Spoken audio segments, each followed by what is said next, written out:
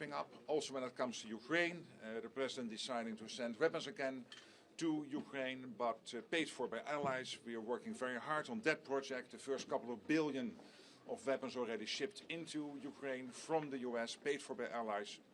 And of course Europeans stepping up when it comes to security assurances for Ukraine post a long-term ceasefire or peace deal. But of course we all pray for that to happen soon. I will see the President later today. We will discuss further how we from NATO can be helpful in delivering his vision of getting a full-scale peace in Ukraine, which of course we all pray for after his enormous success in Gaza. So again, thank you so much for hosting us, Senators, and thank you for your leadership. We have time for a couple of questions. Secretary General, Sky News, can we just ask, is your visit here at this moment not an indication that President Trump's meeting with President Zelenskiy on Friday was a total disaster? No, not at all, because this was already planned before. I was texting with the President after an enormous success in Gaza, and we said, hey, let's have a meeting in Washington to discuss how we now can deliver his vision on peace in Ukraine. And when it comes to the meeting last week, Friday, you have also heard President Zelenskiy. I think that was a good meeting, it was a successful meeting, it's exactly what we need. It's the American President who broke the deadlock with Putin in February, took that leadership role, which only he can, and he is delivering. And I'm really commending him for that. So that was a good meeting, and we will build on that. Secretary General, can I just ask you, recently Donald Trump suggested that Ukraine could win back all lost territory. Now he's saying something quite different. How worried are you that in that phone call with Vladimir Putin, he persuaded the President to go softer on Russia? Well, I have total confidence in President Trump.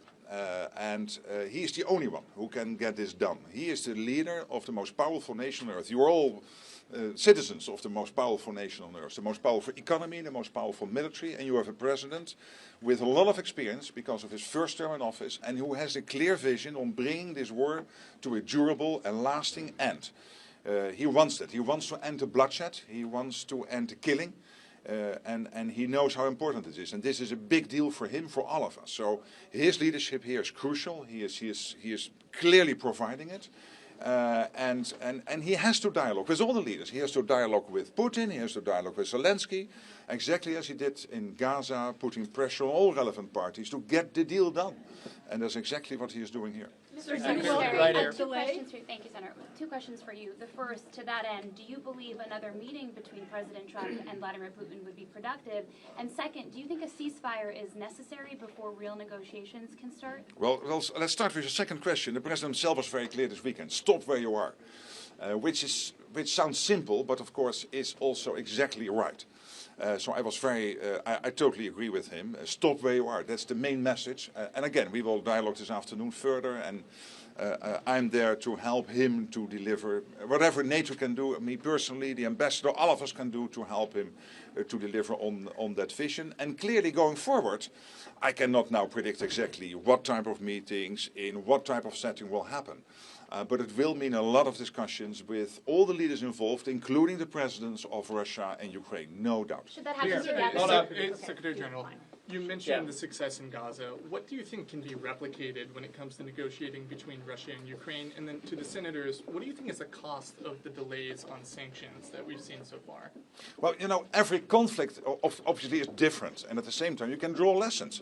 And I think what the president did at Gaza, and let's not forget, this is a huge win.